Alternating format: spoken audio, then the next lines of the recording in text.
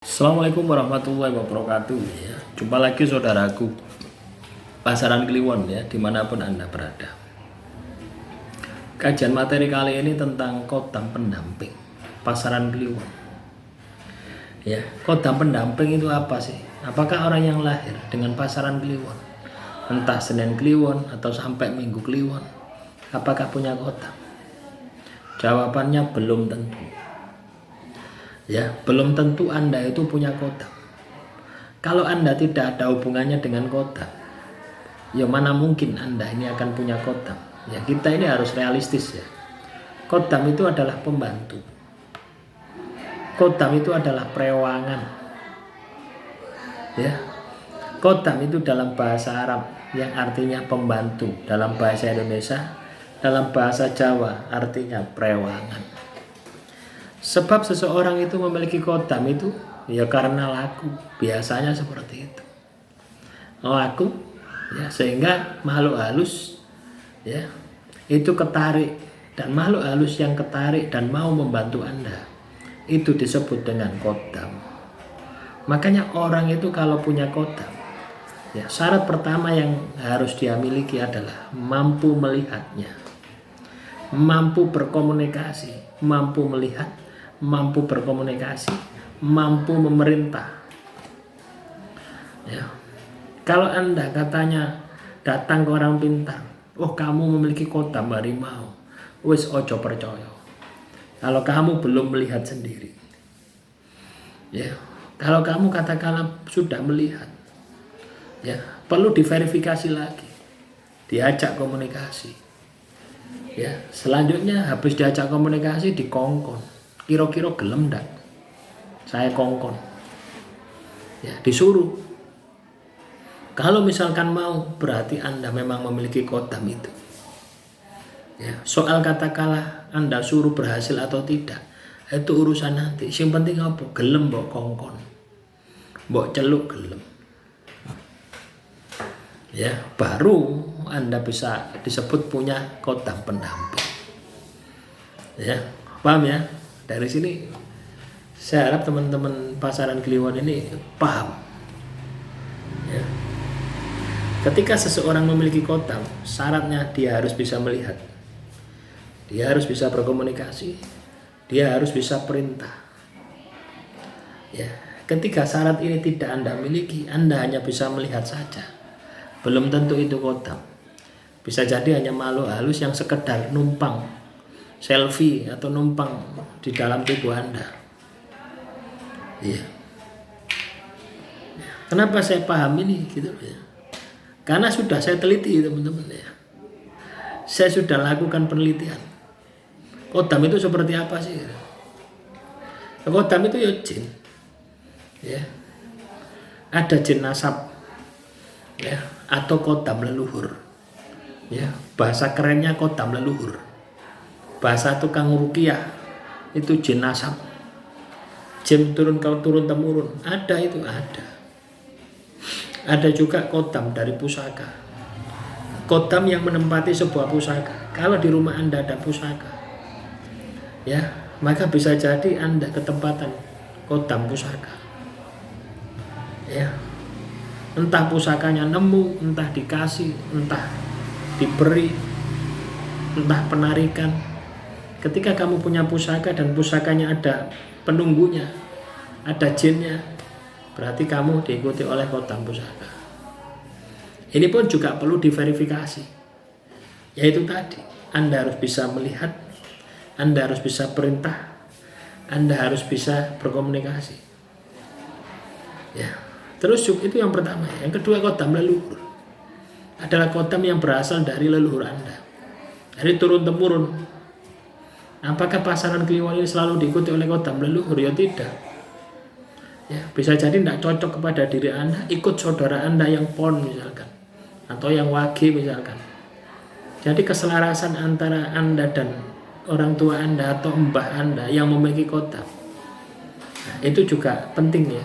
Kalau memang Anda itu diikuti oleh kodam jenis dari leluhur.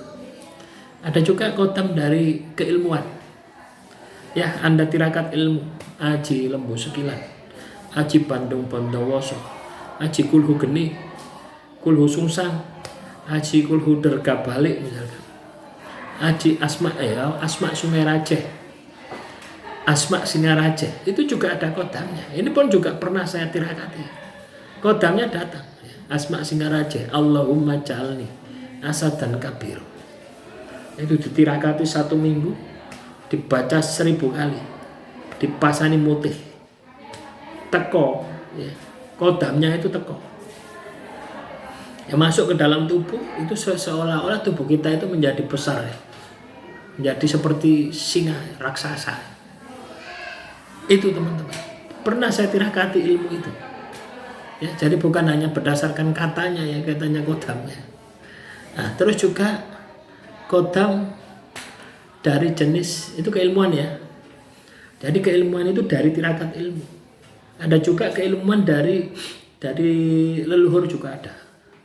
Kodamnya dari leluhur. Misalkan, ya, saya dulu diwedar, ya, sama bapak saya almarhum, ya, waktu kecil.